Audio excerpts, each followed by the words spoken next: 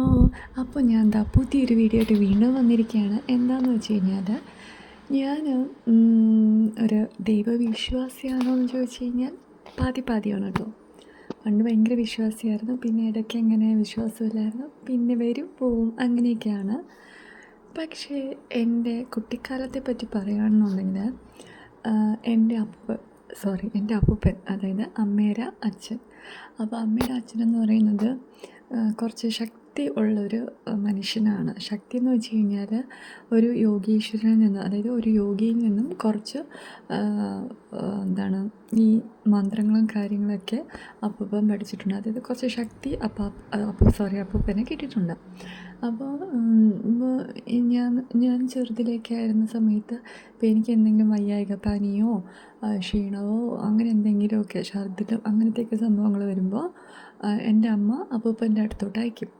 അപ്പോൾ അപ്പൂപ്പൻ്റെ പൂജാമുറിയിൽ കുറേ പടങ്ങൾ വെച്ചിട്ടുണ്ട്. അവിടെ മറ്റേ ഈ നാരായം എന്ന് പറയുന്നു, അതായത് പെണ്ണിന് പകരം പണ്ടൊക്കെ എഴുതിക്കൊണ്ടിരുന്ന അതുണ്ട് കേട്ടോ. അതെനിക്കിപ്പോഴും ഓർമ്മയുണ്ട്.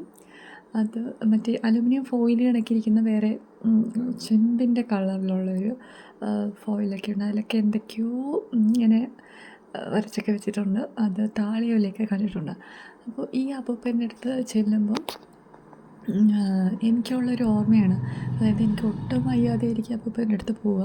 പക്ഷെ പോകുമ്പോൾ അപ്പൂപ്പൻ നമുക്ക് കുറേ അവിടെ അപ്പൂപ്പൻ്റെ ഫ്രണ്ടിൽ ഇരുത്തിയിട്ട് കുറേ മന്ത്രങ്ങൾ കണ്ണടച്ചൊക്കെ പ്രാർത്ഥിക്കും. നമ്മൾ ചെറുതിലേ നമ്മൾ അപ്പൂപ്പൻ ഇങ്ങനെയൊക്കെ പ്രാർത്ഥിക്കുമ്പോൾ എനിക്ക് ചിരി വരും. അപ്പോൾ ചിരിക്കാൻ പറ്റില്ലല്ലോ. ഇങ്ങനെയൊക്കെ കുറേ നേരമൊക്കെ ഇങ്ങനെ അങ്ങോട്ടും ഇങ്ങോട്ടൊക്കെ നോക്കിയൊക്കെ ഇരിക്കും. പക്ഷെ വയ്യ.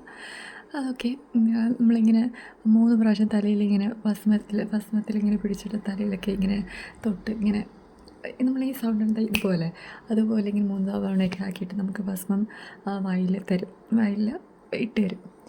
അപ്പോൾ അത് കഴിഞ്ഞ് നമ്മൾ പുറത്തോട്ട് ഇറങ്ങുമ്പോൾ വാവ്, വിത്തിൻ സെക്കൻഡ്സ് നമ്മുടെ അസുഖം പമ്പ അടക്കം കേട്ടോ. ഈ ഭയങ്കര അത്ഭുതമാണ് ഈ ഒരു ഇൻസിഡൻറ്റ്. മീൻസ് ഇതെപ്പോഴും എനിക്ക് വയ്യാതാകുമ്പോൾ അപ്പൂപ്പൻ്റെ അടുത്ത് ചെല്ലുമ്പോൾ ഇങ്ങനൊരു ഭസ്മമിടൽ ചടങ്ങ് കഴിഞ്ഞു കഴിഞ്ഞാൽ എല്ലാ അസുഖവും മാറും. അത് എൻ്റെ മാത്രമല്ല, അവിടെ എല്ലാവരുടെയും. അപ്പൂപ്പൻ്റെ പേര് പറഞ്ഞു കഴിഞ്ഞാൽ എല്ലാവർക്കും ഭയങ്കര റെസ്പെക്റ്റാണ്. അപ്പോൾ അപ്പൂപ്പൻ്റെ ചെറുകുട്ടി എന്ന് പറയുമ്പോൾ അതിൽ കൂടുതലും നമ്മൾക്ക് ഭയങ്കര പ്രൗഡായിരുന്നു. എനിക്കിപ്പോഴും മിസ് ചെയ്യുന്നുണ്ട് അപ്പൂപ്പൻ്റെ ആ ഒരു ശക്തി.